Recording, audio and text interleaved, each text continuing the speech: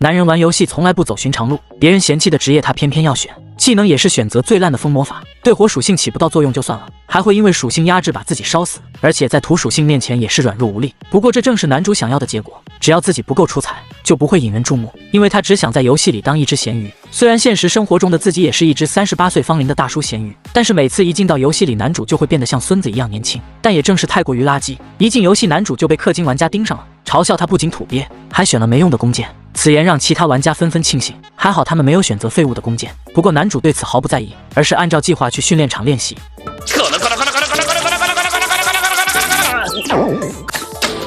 几番实验，他发现弓箭确实垃圾，别说命中目标，就连射出去都是一个问题。苦练之下，男主终于把箭术升到了5级，这下勉强可以击中2米半内的目标了。同时，男主也掌握了基础的风魔法和踢腿，这也让男主觉得自己又行了。自信心爆棚的他当即决定去刷个野怪，奈何第一天开服野外蹲满了玩家，男主无奈只能先去收集一些草药。对于养老的工作，男主早有预料，所以事先也选了一个远视的技能，在收集导药时还是比较轻松的。但他另一项的制药技能倒是鸡肋，因为在 NPC 那里就能低价购入药水。不过有了回复药就该去打怪赚钱了。第一只的倒霉蛋是独角兔，可惜男主第一发却打了个寂寞，兔子察觉后立马朝男主袭来，这也让男主成功打中了一箭，但没将其击杀，却让兔子变得更加狂暴。于是男主心一横，开始了肉搏，也多亏了训练时锻炼了脚上功夫，一套连招下去便把兔子变成了兔肉。这番操作成功让男主收获了2位好友，他们还是头一次见把兔子当球踢的。为了加快打怪效率，男主开发了一套老六玩法，利用隐蔽消除自身的气息，然后走到兔子跟前射死它。玩腻之后，男主回到了城镇，可惜 NPC 贩卖的东西实在难吃，难得游戏里还有味觉，男主决定买一些调味料自己烹饪，结果做的比买的还要难吃。不过男主最不缺的就是耐心，经过不断的尝试，他终于做出了香喷喷的兔排，弥漫的香气也引来了许多玩家。男主见状故意喊出高价想要劝退他们，岂料吃货们纷纷表示钱不是问题，男主就这样被迫在游戏里当起了厨师。好在料理才能升到20级后就能批量出货，闲下来的男主开始制作弓箭，因为职业太垃圾的关系基本没人卖，他将一块软的板材夹在2块较硬的中间，一把加12的弓箭就此完成，相比新手时的威力提高了不少。接着男主把赚来的钱拿去购买其他防具，然后又去野外狩猎魔物。不过弓箭在男主手里更像是装饰，打怪用的基本都是风魔法和体术。满载而归的男主发现所有人都在寻求药水，一问才知道原来 NPC 的药水都卖光了。巧的是男主之前准备了很多材料，而且因为制药的技能相对鸡肋，有这项能力的人很少，所以男主直接变成了游戏里的香饽饽。不过由于人数实在太多，男主规定每个人只能买5瓶，但就在大家排队的时候，机关头又出现，还嚣张的让男主把药水全卖给他。眼看男主不肯，他又要强抢，但男主丝毫不慌，因为他身后可不止一人。于是机关头发起了单挑邀请，男主对此也是欣然接受，因为他知道对方的弱点是轻敌。果不其然，机关头看错了，男主以为他只会躲在远处不停消耗，完全没料到一个弓箭手会打近战。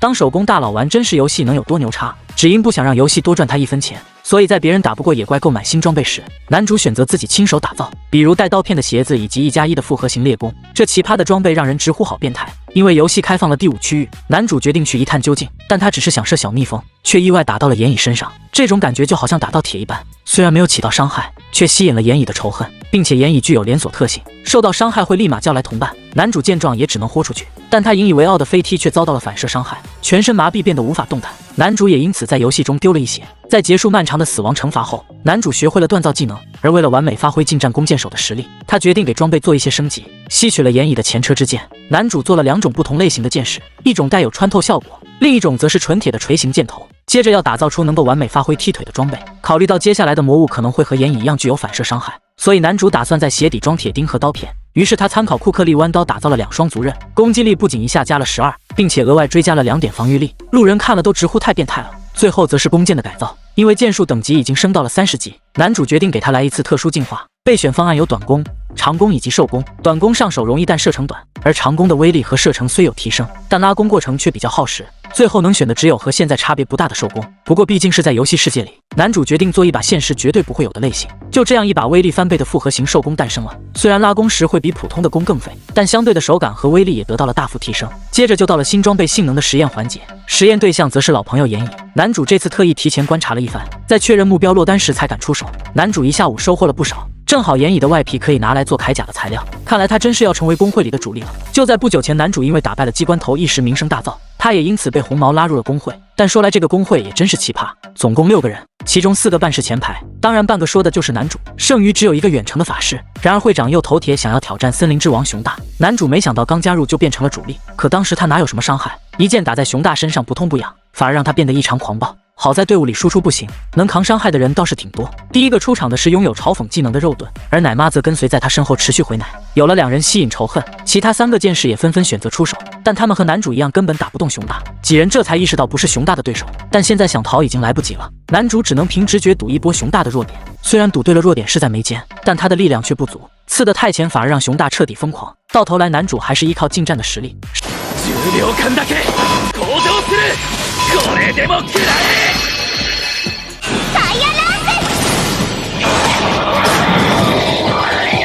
时间回到现在，游戏发布了一个新的公告，接下来将开放宠物系统，任务一共分为前后2部分，前半部分用来和宠物结缔契约，后半部分到时候再公布。而男主也得到了一颗契约结晶，他找了一处不受干扰的地方准备仪式，可没想到仪式结束却没有出现宠物，这让男主当场石化。而工会的成员还正好跑来向他炫耀，他们都顺利和宠物结缔了契约，这让男主彻底怀疑人生了。好在还有个妹子安慰他不要放弃，说不定后半部分也可以获得宠物，而且他的契约道具并没有消失，这可能就代表还有一次机会。但让几人奇怪的是另一件事。そんなに妖精が懐いてんだ？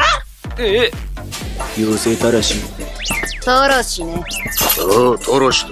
たらしです。这个男主是真的服了，和他对上眼的不是妹子，竟是一只鸡。只因他得到了一个妖精偷心贼的称号，在游戏里就深受妖精们的喜爱，以至于在玩家 PK 的时候，他们都不忍伤害男主，纷纷选择拒绝作战。自从新活动开始以来，就一直有妖精找男主贴贴，但他因为契约水晶破裂无法节约。而随着等级的提升，男主也学会了高级技能。随后他穿着刀靴去山洞里实验，在里面他遇到了一只多眼蜘蛛，但一套组合连招下去却没有将其击杀。于是男主改为近身作战，将蜘蛛拉到身旁后一脚送他归西。而蜘蛛死后变成了暗夜精灵，在他的指引下，男主来到了洞穴深处，这里暗藏着一个宝箱，打开则能看到一枚戒指。这时男主收到了公告发布的活动下半部分，其名为妖精武斗魂，开放了玩家之间特殊的 PVP 对战，获胜一定的次数会让妖精得到全面进化，而之前契约失败的玩家则会在战斗中逐渐修复水晶，且在身后的水晶会保证下次的契约成功。同时游戏中也追加了新称号，虽说开放新活动是件好事，但男主却有点担心，因为很多生产类的玩家不擅长作战，要是被盯上可就坏事了。然而这个担心纯属多余，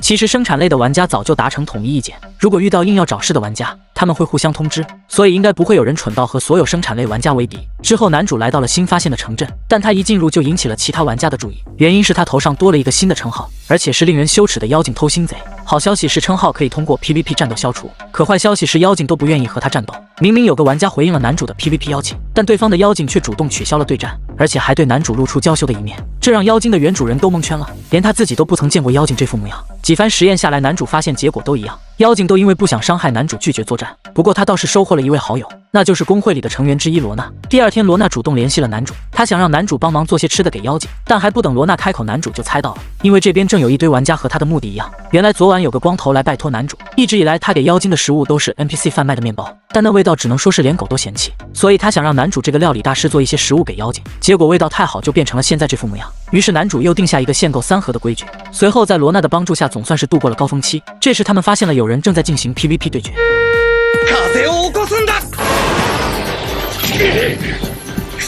不得不说两人的实力都不相上下，此时就要看妖精的辅助。然而铠甲男的妖精却不听从命令，对手则趁此机会和妖精配合将其击杀。原来妖精不听从命令是因为主人会对其打骂，把妖精当成道具一样使用就会造成这种结果，而且这还不是最严重的。男主曾看过一段相关影片，由于玩家过分的打骂妖精，结果引发了主人和妖精之间的对战，而妖精在里面会不断变强，直至最终形态。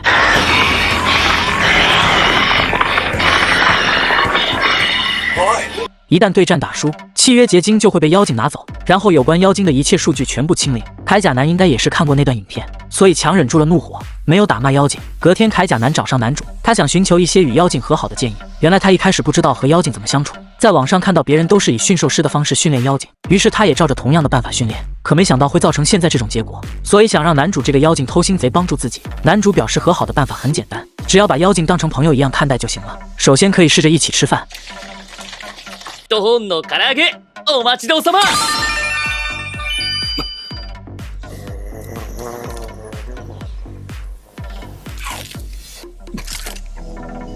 それでいい。只能说真有你的，别人心理咨询时也不忘推销自己的产品。誰だ？わしはシルバーというものじゃ。人の少ないところで話せるかのう。男人只是随机抛了座粉，没想到竟挖到了核弹级矿石，它的威力足以毁灭一座城，一个操作不当就会让所有人原地去世。但男主偏偏不信邪，反手就把矿石改造成了炸弹。经过一系列加工，男主做出了3个样品，然而首个试验品却以失败告终。第2个的威力又过于强大，丢出去后甚至会波及到本人，男主差点就把自己给送走了。于是他打算留为最后一手，等打不过野怪时再用来同归于尽。回了口奶后，男主开始尝试最后一个试验品。好在这次的比例算是调对了，丢出去后只对目标区域造成伤害，并且会附加烧灼的异常状态。然而做到这点还不够，男主接着又去打造了螺旋形箭头，而这射中目标会再次施加一层裂伤的异常状态。不过为了让野怪死得更痛苦点，男主还贴心准备了一条鞭子，上面带有无数薄刃，可以紧缚目标并持续造成伤害。一切准备就绪后，就到了实战阶段。此次的老朋友是熊大一家，男主首先给他们来了一发炮弹洗脸，接着一套不解释连招附加异常状态，然后再利用锁链限制目标行动，最后揪的一脚把他们变成烤肉。不得不说这套装备打猎轻松了许多。由于同时把剑术和风魔法升到了50级，所以两者进化成了组合技，也就意味着男主可以给弓箭附上风魔法。于是男主立马来了一次实验。ガトリングアロー。連射できるんだな。フライ。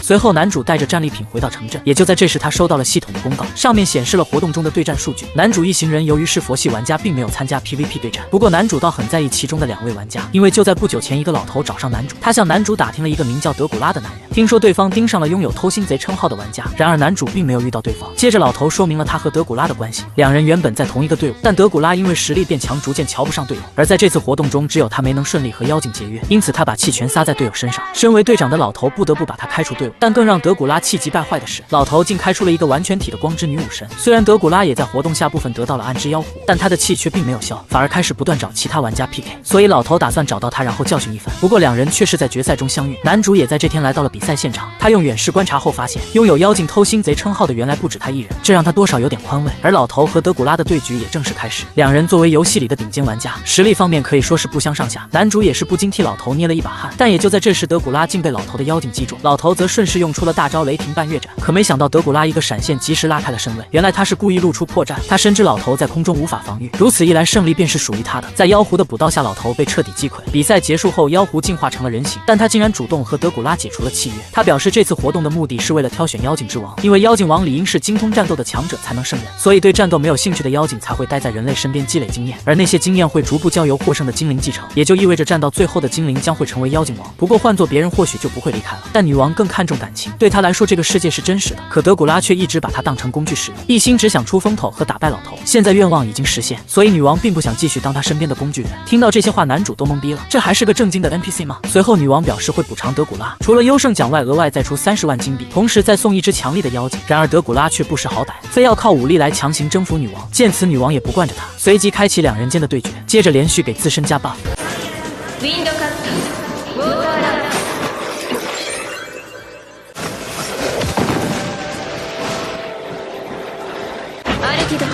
ハイエクスプロージョンファイアランウィンドカットウォーターランライトニング。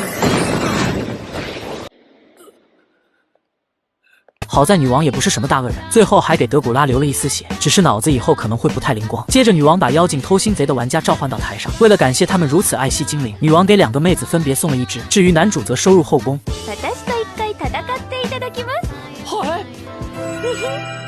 男主做梦也想不到，自己居然会被妖精女王当众求婚，并且还被戴上了婚戒。就在刚刚，妖精女王邀请男主与她进行 PK。由于男主没有带妖精参加这次活动，所以妖精女王无法直接赐予奖励。这场战斗不管输赢，妖精女王都会将自己的部分能力送给男主。如果男主获胜的话，获得的能力也会越多。白嫖的属性，男主自然不会放过，但如何才能取胜才是问题的关键。从妖精女王之前的战斗中不难看出，妖精女王十分擅长使用魔法，尤其是那招高温爆裂魔法，要是被正面命中一下，就算是满血也要领盒饭。面对实力强大的妖精女王，正面战斗肯定是打不赢的，所以只能依靠老六的战斗方式，或许才有一线生机。很快战斗就开始了，男主使用滑铲拉开距离，紧接着使出70%力量试探攻击，妖精女王利用锋刃挡下攻击，但也没有完全挡下。男主见状很是开心，如果自己使出全力，女王很有可能就挡不下来了。这时女王连发了5道火球攻向男主，男主凭借敏捷的身手躲开了所有攻击，并一剑贯穿了最后1道火球，正面击中女王。女王一脸惊讶，在贯穿魔法的同时进行反击，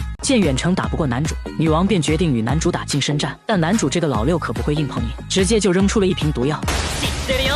それはグラッド戦で見せてもらったからな。決めに行く。まずは体勢を崩すスライディングチャージ。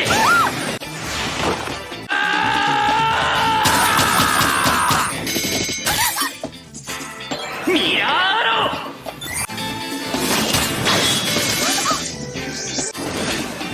スリーファングアロー。エカーレベンタスウィンドブーター。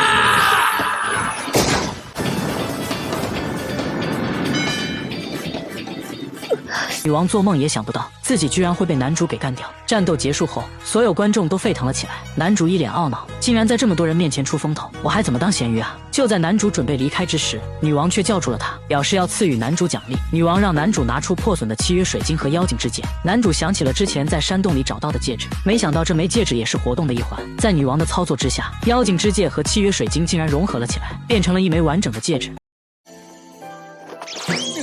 ではこの指輪が報酬となり。って待った。ファイヤー強化魔法汚い。勝負に汚いも何も。不带这么玩的呀！他想摘下戒指，却发现怎么也摘不下来。原来女王早就料到了这点，提前赋予了戒指无法摘除的效果。男主彻底无语了，这白给的速度也太快了吧！活动结束后，女王也是回到了妖精之国。经过这一次活动，让许多玩家都意识到了弓箭手和风魔法的强大。学习这两种技能的玩家也是越来越多，而女王则是每天都会通过戒指传送到男主身边来找他约会。但男主却觉得女人只会影响他拔剑的速度，所以女王每次过来都要被男主蹂躏一顿。男主询问女王戒指中的魔法是什么，女王表示你试试不就知道了吗？于是男主便来到了野外，捆住一只可怜的狂暴野熊，对着他使出了戒指中的魔法。不过这吟唱的时间也太长了，整整吟唱了1昆分才吟唱结束。男主的 MP 直接见底，一颗巨大的陨石突然出现砸向野熊，烟雾散去之后，野熊居然直接变成一具石像。男主又试了几次，发现每一次的效果都不相同，看来这应该是一个随机对敌人施加状态的魔法。女王继续补充道，虽然会出现各种异常状态，但出现石化和麻痹的几率还是很低的。还有就是魔法冷却时间很长，无法连续使用。女王想要偷吃快炸肉，却被男主教训了一顿。女王一脸委屈，妖精之国的料理全都是甜品，我早就已经吃腻了，而且当女王还很不自由。虽然是王国内地位最高的人，但实际上却是王国的奴隶。不是女王在支配国民，而是女王独自一人撑起一个国家。简单来说，就是这位置狗都不做。这时突然出现一个绿毛，对着男主就是一顿嘴炮输出。简单来说，就是看男主可怜，想要邀请男主加入他的工会。男主一点听下去的欲望都没有，直接收拾好餐具离开了这里，只留下绿毛一人在风中凌乱。随后男主又回到了铁匠铺，这次他要锻造几件新的装备，在 X 式手工的基础上连接上轻金属，锻造出了威力更加强大的复合 X 式手工。接着他又改造起了鞋子，用轻金属来锻造鞋身，在鞋底加装了大量鞋钉，最后在鞋头安装上攻击用的刀刃，踢腿时脚尖有刀锋，踩踏时鞋底有鞋钉，挨上这一脚不死也残。随后男主来到防具店换上了熊皮披风，这时他收到了一封阿波罗之宫会长的邮件，原来是他们工会的绿毛擅自借用男主的名义诱使玩家加入工会，为此他们想要向男主道歉。男主当然是选择原谅了他，虽然男主没有追究了，但会长还是将绿毛降为了普通成员，回收了他招人的权利。男主对会长的处理方式十分满意，但这也让他意识到了自己似乎再也当不了咸鱼了。自分はのんびりゲームを楽しみたいだけなんだけどな。从没见过这么疯狂的男人，不仅在现实里请专家画武器设计图带进游戏制作，还在游戏里连干5天来改良专家的图纸。只因不久前游戏更新出了一个断臂机制，效果是手臂被攻击超过 25% 血量就会暂时陷入麻痹状态。为了应付这个断臂机制，男主决定研发一个新的副手武器。正巧他最近一直在修炼自己的盾技能，目的是为了应付在狭窄区域作战时攻守难防御的问题。于是在一番尝试后，男主学会了小盾的操作技巧。随后经过1天1夜的奋斗，男主终于制作出了一个由轻金属制作而成的小盾。这盾不仅集结了各种坚硬的怪物材料制作而成，还在盾的内部组合了一个小型的复合弓，只要一拉握把，立马成为一个机关弓，放开握把后又能秒变回坚硬的小盾。虽然看着这把机关弓很小巧，但射出的箭矢威力足以击杀小型的怪物。要不说男主是策划眷顾的宠儿。一切刚准备好后，游戏发出公告，要开放一个新地下城活动。该地下城名为死者的粘贴，里面完全是随机生成，每次挑战都会有不同的地图。这些地图还设置了数不尽的杀人陷阱，而这次的地下城一共有10层，玩家每次进去只有1小时的时间，1小时内能下到几层全靠玩家自己。听到地图完全随机，让男主无比的兴奋，立马更新游戏，下载新版本，等在上线就马上前往地下城门口。正当他准备进去体验下新副本的快乐时，突然一个人叫住了他，转头一看，没想到竟是一群在游戏里玩角色扮演的人。俺はレッド。俺はブルー。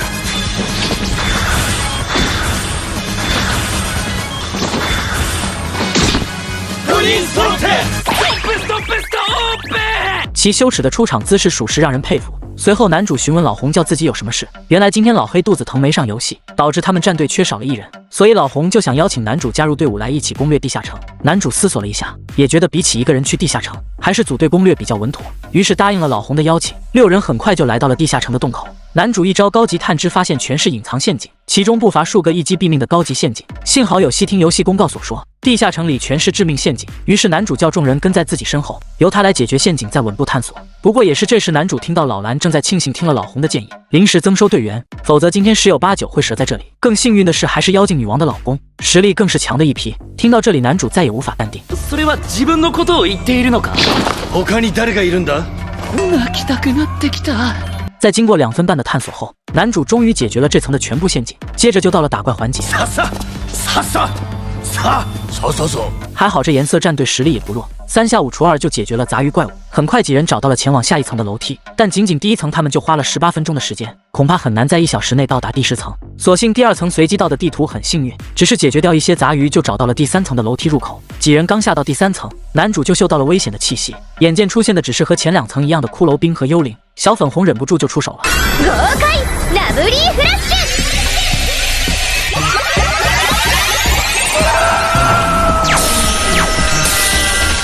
不曾想骷髅兵却另有玄机，非但能够吸收魔法，甚至是普通的物理攻击也无效。就在众人傻眼之际，男主果断出手相救。風の魔力をまとったこの風神の矢なら。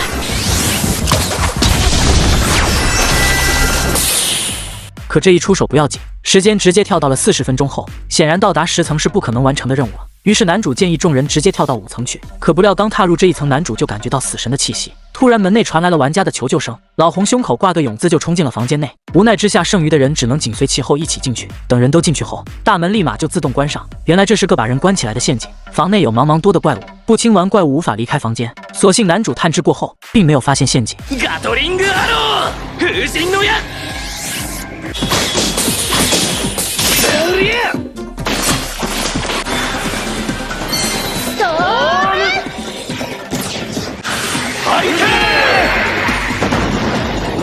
羞耻是真羞耻，强也是真的强。解决完怪物后，房门终于打开。这时房内出现了个巨大的宝箱，被救的二货兴奋地上前想将其打开。这时男主用探知技能发现这是个陷阱，立马大叫着让他不要打开宝箱。结果二货表示自己也有探知技能，并没发现危险，还以为男主是想独吞这一大箱宝物。眼看劝不动这二货，男主只好让他等战队几人和自己离开房间后再打开宝箱。这话一出，老绿立刻质问男主为何要放弃宝箱，所幸老蓝拦住了老绿，并表示自己相信男主。于是几人听从了男主的安排离开了房间。出来后，男主向他们解释了宝箱实则是双重陷阱的事，一个是利用怪物杀人，而另一个则是用欲望。还没等众人反应过来，房间门再次关闭，众人只能听到房间内传出惨绝人寰的叫声。正好这时1小时的时限到了，众人被传送出地下城。出来后，老蓝还是心存疑惑，因为刚才的二货说自己也有探知技能，但他却没有探知到宝箱的陷阱，为何男主却能探知得到？殊不知男主已经连探知技能都快干满到精通了，真是个休闲的咸鱼好玩家。不料男主回去后还不算完，经过复盘，男主觉得要想在1个小时内走到地下10层，就要加快解除陷阱的速度。于是他开始思考如何做出一个好用又便于携带的盗贼技能辅助道具。太细容易断，太大又不方便。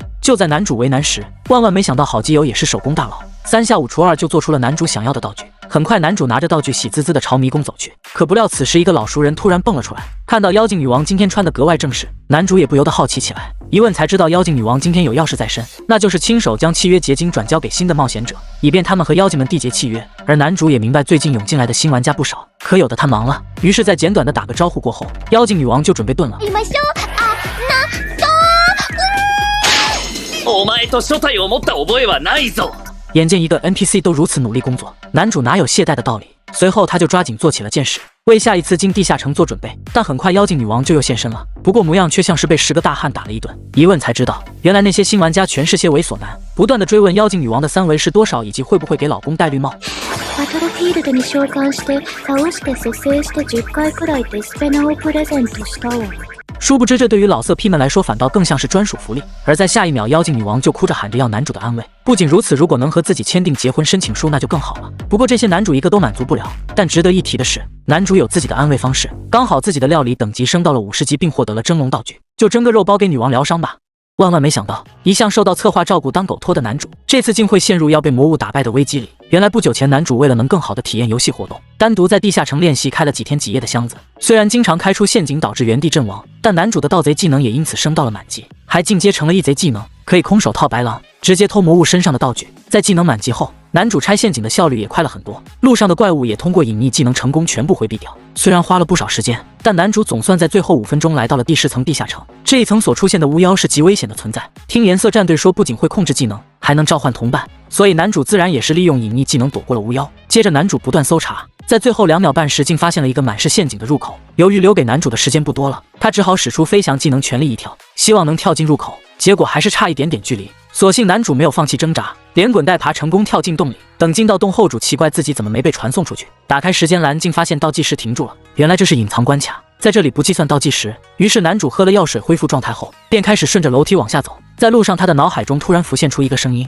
原来这层的巫妖居然是一个几百年前的帝国骑士安德烈。当初国王命令他们骑士团来封印地下城，结果遭到各种魔物和陷阱的埋伏，导致骑士团只剩下安德烈一人活着。为了不让部下白白牺牲，他拼尽全力来到了最深层的房间，结果房间里竟什么都没有，甚至连空气也没有。安德烈也倒在了这个房间里，最终被迫成为了看守这个地下城的骷髅骑士。在成为骷髅骑士后，安德烈破坏了那个一无所有的房间，本以为能一直维持自己身为骑士的灵魂，但安德烈发现自己也快撑不住了，于是想拜托男主来消灭自己，好让自己能够摆脱束缚，和地下的小伙伴会合。拜托完男主后，没想到这老六把梯子全都消除了。等男主再次醒来，已经来到了最底下的房间，出现在他面前的正是已经变成魔物的安德烈。看他笑得这么开心，男主直接朝着他的头射了一箭，这也成功惹怒了安德烈，瞬间就缩地来到男主面前。还好男主反应迅捷，躲开了攻击。紧接着安德烈又一剑横砍袭来，男主自制小盾牌扛下了这下攻击。随后男主又发动了火球攻击，见此安德烈表示男主不讲武德，既然如此，那自己也不装了，直接一剑扔了过去。没想到这么快男主就遇到了断臂效果，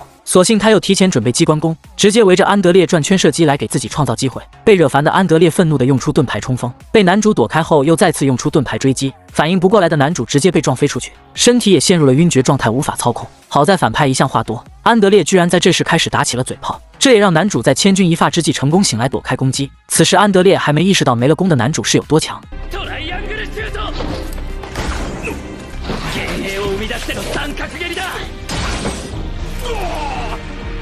虽然牺牲了荆棘鞭，但这波近战输出也打了安德烈一个猝不及防。趁此机会，男主开始咏唱戒指魔法，还用药水封印了安德烈的行动。但这招精灵魔法的咏唱时间实在太长，安德烈在封印中渐渐可以动起来。就在咏唱了足足2分半后，戒指魔法总算即将成型。果不其然，安德烈已经可以开始进攻。只见他小手一挥，就将男主的盾牌击得粉碎。不曾想，男主的心理防线堪比城墙后，作为第87代妖精女王亲自传授魔法之人，他向妖精女王祈求这唯一的心愿。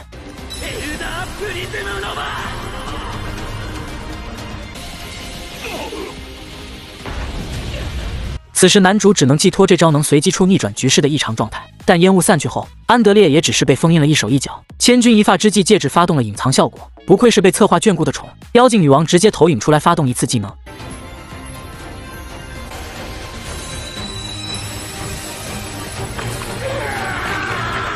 安德烈也成功被完全冻结。趁此机会，男主拿起弓箭就是一顿输出，在爆炸屏的轰炸下，安德烈终于被击败。骑士灵魂的安德烈也成功被解放出来。为了报答男主，他将手上的骑士剑赠予男主作为解放他的奖励，随后便跟骑士团的众人一起满足的升天成佛。此时房间大门重新打开，系统发出公告，恭喜全服有人首通隐藏关卡，作为奖励，游戏上架新的单手高阶武器骑士剑。这也让男主明白了，要解锁到自己的攻手高阶武器，必须逐个去通关这些隐藏关卡。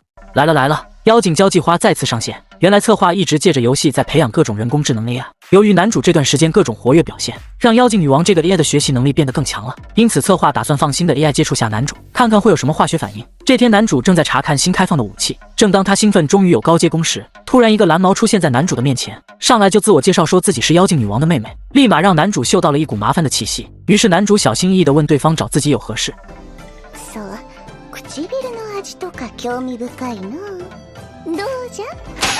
此言一出，男主当即一个大逼都送了过去。果然妖精姐妹都是一个熊样，上来就要吃豆腐。原来他今天是专门来想尝尝男主的料理，但男主正打算去防具店修理下防具，于是两人就一起先去了防具店。原本是想维修下衣服和披风，但老板只是看了一眼，劝男主修不如换新，因为这身防具的使用寿命已经快到上限。经过商讨，男主决定用狂暴熊的熊毛和皮革，还有之前挖矿挖出来的银矿石来制造新防具。忙完防具的事情后，就到蓝毛的事。经过一番折腾，男主很快就做出了一碟水煮兔肉排，蓝毛只是吃了一口就被这美妙的味道所征服。此时男主询问蓝毛的名字叫什么，但蓝毛表示自己不能说太多自己的信息，所以男主给了他一个昵称叫龙子，因为蓝毛头上长得很像龙的角。就这样，男主通过料理又成功俘虏了一个 NPC 的方形。可也就是在这时，突然全员收到了官方通知，其实更准确来说是关于这个游戏的内容设定，那就是技能虽然可以随着等级提升进化，但是要想得到技能中的最高绝招，却是有一个前提，那就是只能拥有单一技能。换句话来说，那就是如果想要精通物理攻击的绝招，那就要学会所有物理系的技能；想要精通魔法攻击，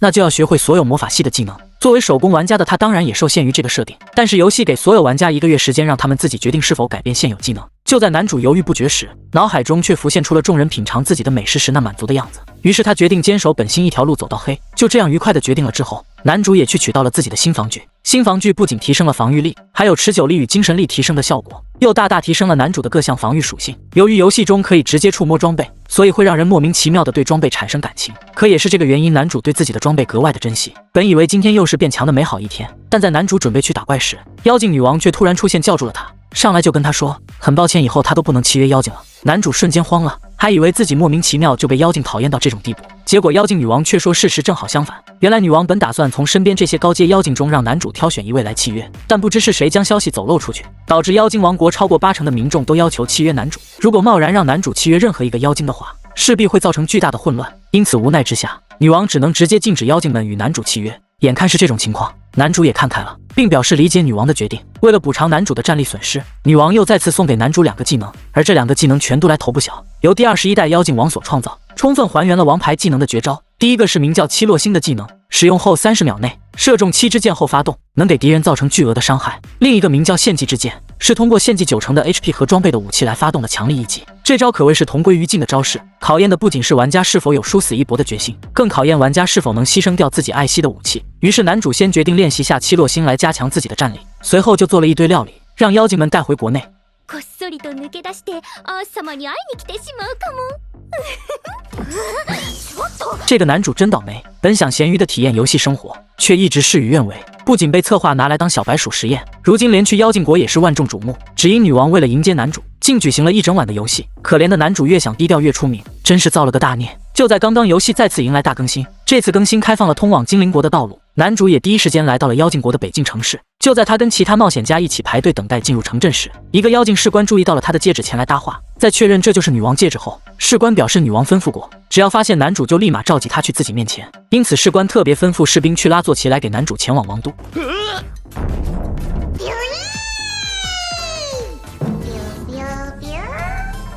士官还特别说明了一下，这只坐骑性格桀骜不驯，在妖精国也很少有妖精能坐得上去。殊不知男主可是人称妖精偷心贼的存在，坐骑只是看了一眼，便甘愿成为男主的交通工具。就这样，男主在一群玩家围观中骑上了这只圆滚滚的坐骑。本以为这会是一只圆滚滚靠双脚来赶路的走地鸡，结果竟是个灵活的胖鸟，轻松一跃便以全幅最快的速度翱翔在空中，只用了2分半钟，便载着男主来到了妖精国的王都。妖精女王亲自出来迎接了男主后，就让他去享受下为他而办的游行盛会。于是就有了开头的一幕，男主也在这场游行中彻底成了妖精国的名媛。女王盛情邀请男主能在妖精国多逗留一阵子，还表示不会限制男主的活动自由。结果转过头就找个没人的地方让男主去他的房间探索一下，吓得男主立马拔腿就跑，头都不回。他深知去了房间，自己那一背包的料理恐怕都要清空，真是人间清醒。在离开了王都后，男主又让肥鸟送了自己去南方的城镇，只因这里距离王都最远，游戏玩家也最稀少。很快男主就满载而归，震惊了所有人。要知道男主不但一口气讨伐了8只兴奋兔，甚至还有1只窃贼鸟。要问原因，那就是这只不长眼的鸟竟然想要抢男主的猎物，所以干脆一并打了回来。完成狩猎任务后的男主也不忘初心，借来酒馆的厨房就又开始钻研新肉的料理。很快一道由窃贼鸟肉做成的夹心肉串料理诞生了，还有一道由兴奋兔肉所制成的汉堡排料理也诞生了。尽管收费价格不菲，但其美味程度还是很快成了酒馆中的热门菜肴。男主也没想到自己的料理在妖精国也能如此火爆。就这样，随后的几天里，男主都过着先狩猎然后料理打来的猎物，再和大家一起喝酒吃肉的生活。直到突然有天，一个妖精来报，城主那2货千金正往酒馆赶来，于是店长立马让男主躲起来。原来千金也听闻城中来了个会做奇怪料理的家伙，今天慕名而来，不仅如此，自己还打算赏他的自家厨师长的工作。如此蛮横的发言让男主暗暗不爽。好在店长及时出来解围，表示男主已经有急事出发去了东方。所幸千金信了店长的话，立马吩咐手下去东方活捉男主回来当他的厨师。等送走了二货千金后，男主为了不给酒馆众人添麻烦，决定离开这个城镇。于是趁着夜深人静的时候，男主准备悄悄离开。不曾想精心的伪装却还是被守卫一眼看穿。不料守卫也听说了千金想要为难男主的事。不仅如此，他们也已经暗中收集那个蠢千金作恶的证据。等到扳倒这家伙后，请男主一定要再回来。就这样，男主顺利逃到城外。不曾想外面竟还有个黄毛熊在等着男主。为了感谢男主做出美味的料理给他吃，黄毛熊表示可以送他去别的城镇。就这样，一人一熊踏上了前往新城镇的旅程。另一边，女王也很快收到了二货千金态度恶劣的汇报。一心只想当咸鱼的男主这次又玩出了新花样，只因好兄弟羡慕他能有女王这样的美女为伴。男主当即给黄毛熊找了个贵族妹子，让黄毛熊从此走上了软饭硬吃的道路。这助攻泡妞能力属实一流。就在刚刚，男主骑着黄毛熊终于来到了新城镇，两人先找了个旅馆安顿下来。折腾了一天一夜的他打算下线好好休息下。等他再次登录游戏时，却发现身体不听使唤，无法动弹。本以为是游戏 bug， 低头一看却发现是被窝有人。掀开被窝一看，女王那诡异般的模样吓了男主一跳。原来他担心男主会因为二货千金的事讨厌妖精国，所以特意前来撒娇求男主原谅。お目覚めになられたようですので、軽い食事でも。这下男主跳进黄河也洗不清了。两人看到是女王陛下时，立马下巴都惊掉。所幸龙子及时出现，女王才没有进一步的动作。而他也处罚了城主和二货千金以及他的手下80人。男主好奇他做出了什么样的处罚，说起来倒也简单，那就是叫到训练场，让他们陷入30次的濒死状态，再回复29次来折磨他们的心灵和肉体。此时旁边小学数学经常考满分的老头发现了盲点，那就是濒死的次数和回复的次数对不上，也就是说最后一次濒死状态后女王就没再管了。真是名副其实的既杀人又诛心的处罚，吓得男主赶紧解释自己并没有讨厌妖精国，这才让女王彻底放下心来。确认男主没生气后，女王和龙子便告别了众人。随后黄毛熊调侃起男主，羡慕他能拥有女王这样的美人仰慕，这话也让男主记在了心里。就在这时，一位妇人找到了男主，原来他是听闻黄毛熊的威名，特意前来委托他寻找自己失踪的女儿米娜。根据妇人的描述，他们是能自由切换狼形态的芬里尔贵族，米娜是在独自散步时失踪的。原本他们一族的战力，他并不担心米娜会打不过魔物，但这么久不见回来，周围寻找了一遍也没找到，妇人怕会有什么意外，所以才想委托黄毛熊帮忙寻找米娜。黄毛熊听完事情的来龙去脉，便答应了委托。为了报答黄毛熊的运送之恩，男主也加入了这场寻找任务中。两人拿着照片一路寻找，顺着情报来到了城外的森林。男主通过探知技能发现不远处有2个非魔物反应，于是黄毛熊立马载着男主朝那个方向赶去。到达附近后，男主用远视技能一看，发现了米娜正被一群手拿武器的哥布林围攻。随即男主心生一计，安排黄毛熊上去英雄救美，还掏出了自己珍藏许久的全回复药水给黄毛熊，他则在远处掩护两人。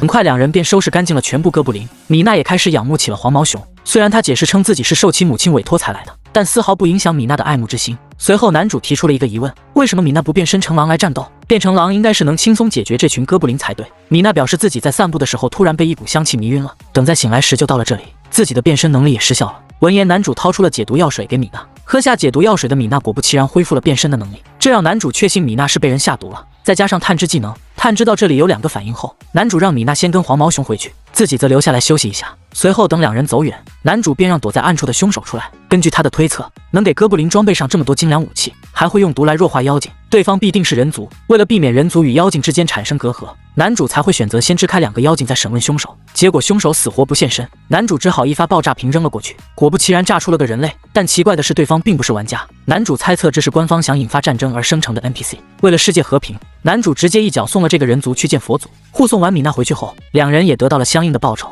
但男主却提出需要点追加报酬，那就是让妇人安排米娜与黄毛熊正式交往。好家伙，这就是顶级撩妹技吧，直接从岳母下手。正好米娜十分仰慕黄毛熊的英姿，也同意了这个追加要求。解决完黄毛熊的终身大事后，男主通过戒指召唤来了妖精女王，并向她汇报了这次人类作恶的事件，让她尽量提高警惕，别让小人挑拨了2族之间的关系。次日，男主打算先回一趟人族的国家，正好黄毛熊也要离开这里，因为妇人给他们在王都准备了大别墅，所以两人打算去王都过上没羞没臊的生活。男主送别了黄毛熊夫妇后，旅店老板好奇他路途那么遥远，怎么回去人族国家？结果男主只是小手一拍，肥鸟立马出现在了他的面前。好家伙，合着之前一直气黄毛熊纯粹是图一乐。回来后，男主给肥鸟做了顿料理作为答谢，这让肥鸟开心的像个300斤的孩子，当即拔了一根羽毛给男主，而这羽毛的效果也十分强大。不仅能减低技能蓝耗，还附带闪避效果以及移动速度加快效果。男主又喜获一件神器装备，随后男主又跑去铁匠铺，将自己的弓重新包裹了一层金属包膜，让弓的攻击力再次得到了提升。就在他去野外想测试下新弓时，游戏官方发来公告，原来是之前的死者副本已完全被攻略。由于奖品数量有限，官方想让玩家通过 PVP 的方式来争夺奖品。有过前车之鉴的男主当即选择了拒绝参与，毕竟他一直只想当个低调的咸鱼玩家。就在这时，森林里一个奇怪的叫声吸引了男主的注意，男主循着声音跑去，竟发现是一只刚破壳的红龙。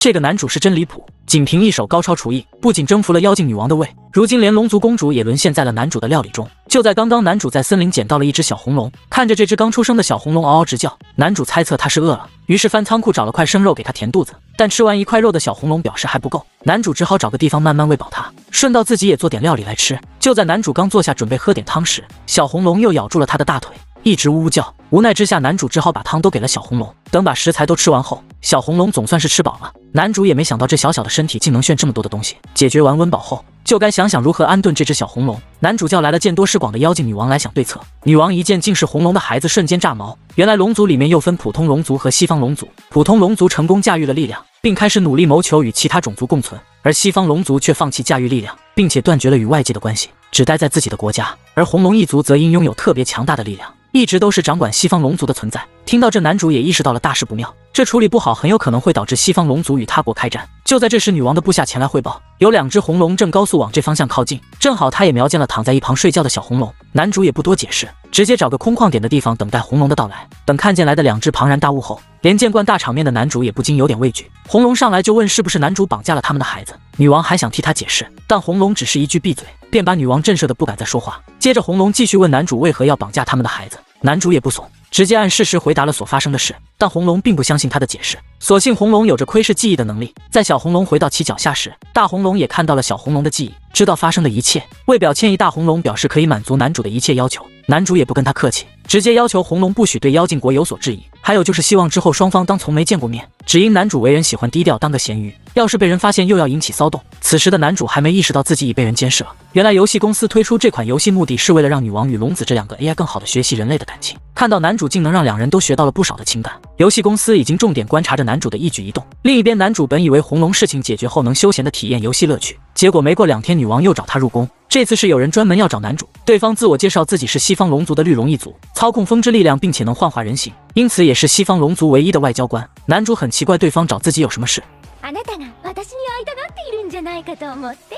やかましい。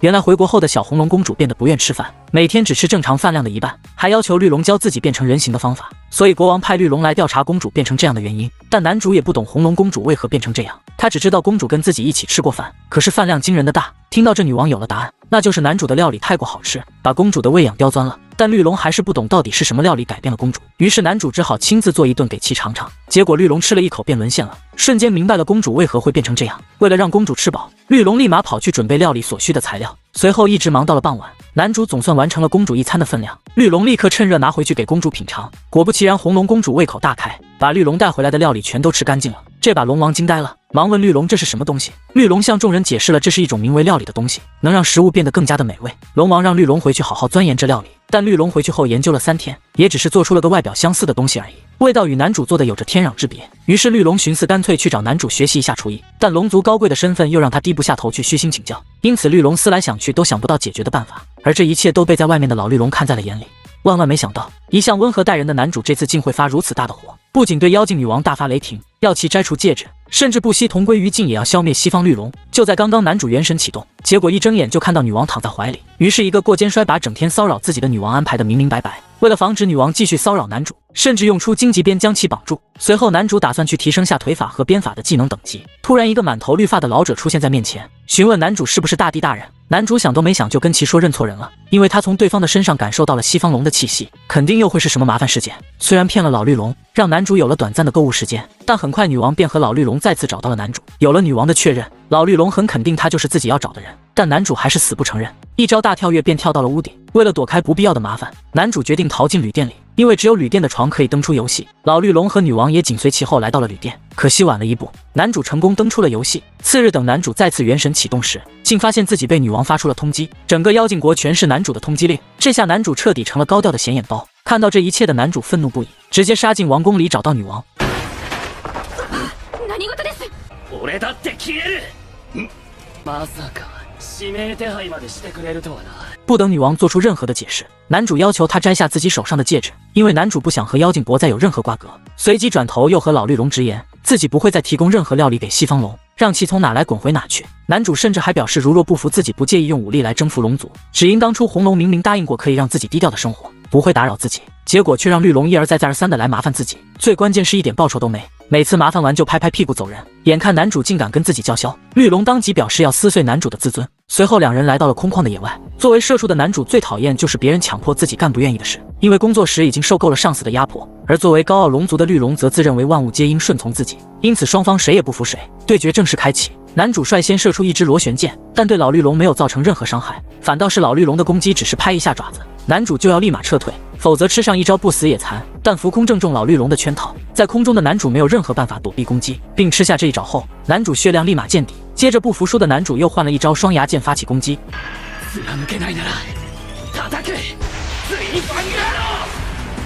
可惜还是没法对绿龙造成伤害，轮到绿龙的回合再次发起爪击，情急之下男主只能用护盾进行格挡，虽然规避了大量的伤害，但护盾也因此破损消失。看着和自己一起奋斗的护盾就这样在自己眼前没了，男主靠着怒气再次站了起来，接着用恢复药水回满自己的血量。此时老绿龙也玩腻了，蓄力准备用出一发龙息解决战斗，但这刚好正中男主下怀，因为他一直等的就是这一招。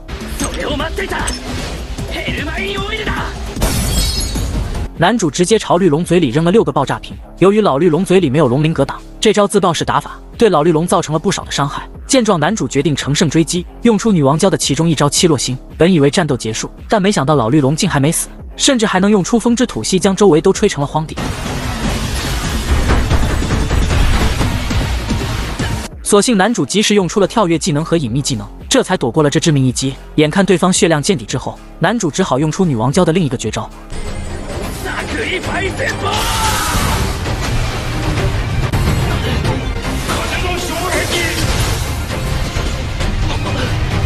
即便胸前开了个窟窿，老绿龙也还没倒下，反倒是男主因为这招已经血量和蓝量都见底，于是他把心一横，掏出自己全部的爆炸瓶和绿龙同归于尽。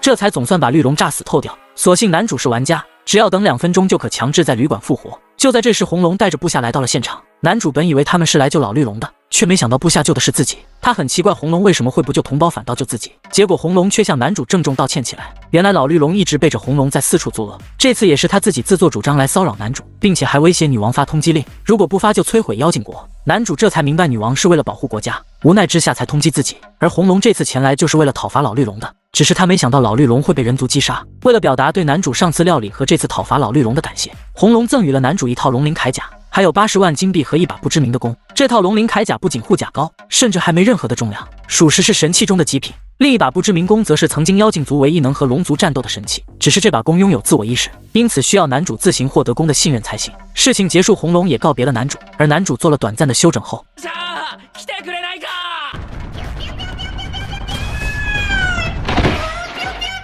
傍晚也来到了王宫面见女王。他理解女王作为一国之王被逼无奈才会通缉自己，所以特意来向女王为自己的鲁莽道歉。但男主还是希望女王可以封印自己的戒指，因为戒指存在一天都会引起别人关注，受到特殊对待。男主并不喜欢这么高调，于是女王只好满足男主的要求，封印了戒指。两人最后互相再寒暄了一下，男主便离开了王宫，而他也决定就此告别妖精国，重新回去人族的国家，体验属于自己的游戏生活。